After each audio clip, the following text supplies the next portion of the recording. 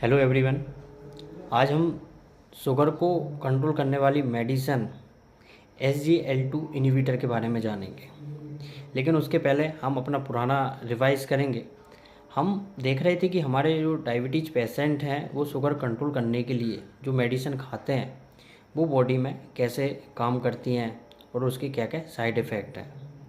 हमने पहला ग्रुप का जो मेडिसिन देखा था उसमें देखा था वो ग्लूकोज के एब्जॉर्प्शन को कम करती थी। फिर उसके बाद हमने देखा था जो दूसरे ग्रुप की मेडिसिन है वो इंसुलिन की मात्रा को बढ़ाती है। तो उसमें पहले जो ग्रुप था वो GLP-1 एनालॉग्स था जो इंक्रेटिन की तरह वर्क करता था। उसके बाद फिर हमने दूसरा ग्रुप देखा था जो DPP-4 इनहिबिटर्स थी। वो क्या करती थी, DPP-4 एंजाइम को इनहिबिट करती थी जिससे इंक्रेटिन लंबे समय तक जिंदा रह सकता था और पेनक्रियाज को स्टिमुलेट करके इंसुलिन का सीक्रेशन बढ़ाता था। फिर उसके बाद हमने देखा था सल्फोनाइल यूरिया, ये डायरेक्ट पेनक्रियाज की बीटा सेल पे एक्ट करता था और इंसुलिन को रिलीज कराता था। फिर हमने देखा था तीसरी ग्रुप की मेडिसिन जो इंसुलिन रेसिस्टेंट को कम करती थी।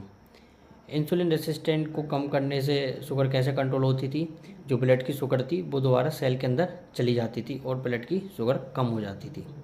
उसके बाद हम जो लास्ट ग्रुप देख रहे हैं SGLT2 इनहिबिटर।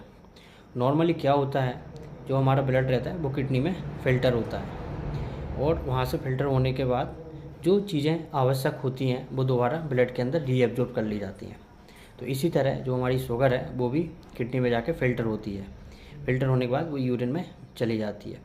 वहाँ पे SGLT2 प्रोटीन होता है, वो इस शुगर को दोबारा ब्लड के अंदर नॉर्मली रीएब्जॉर्ब कर लेता है। लेकिन जब हम SGLT2 इनहिबिटर जो मेडिसिन खाते हैं वो क्या करता है, SGLT2 प्रोटीन को इनहिबिट कर देता है जिससे छनी हुई शुगर यूरिन के थ्रू बाहर निकल जाती है, दोबारा ब्लड के अंदर एब्जॉर्ब नहीं हो पाती। तो इस तरह से डायबिटीज़ के जो पेशेंट होते हैं वो जो मेडिसिन खाते हैं SGLT2 इनहिबिटर, उनकी जो किडनी के थ्रू जो शुगर है वो बाहर निकलती रहती है और शुगर कंट्रोल होती है। लेकिन ऐसे मरीजों में दो बीमारियों की समस्या ज़्यादा रहती है। पहला, ये मरीजों को डिहाइड्रेशन ज़्यादा बना रहता है और दूसरा, इनको बाथरूम में इन्फेक्शन बना रहता है क्योंकि बाथरूम में ज़्यादा मीठापन होने की वजह से वहाँ पे बैक्टीरिया पनपते हैं और इन्फेक्शन करते हैं। और दूसरा, शरीर से ज़्यादा पानी निकलने की वजह से शरीर में पानी की डिफिशियंसी होती है और मरीज को डिहाइड्रेशन होता है। ये दो इसके साइड इफ़ेक्ट हैं। अब हम जानेंगे कि SGLT2 इनहिबिटर मेडिसिन कौन कौन सी है। इसमें ग्लोप्लोजिन ग्रुप होता है, इसमें एम्फाग्लोप्लोजिन मेडिसिन होती है और डायफाग्लोप्लोजिन्स। तो मिलते हैं नेक्स्ट वीडियो में। धन्यवाद।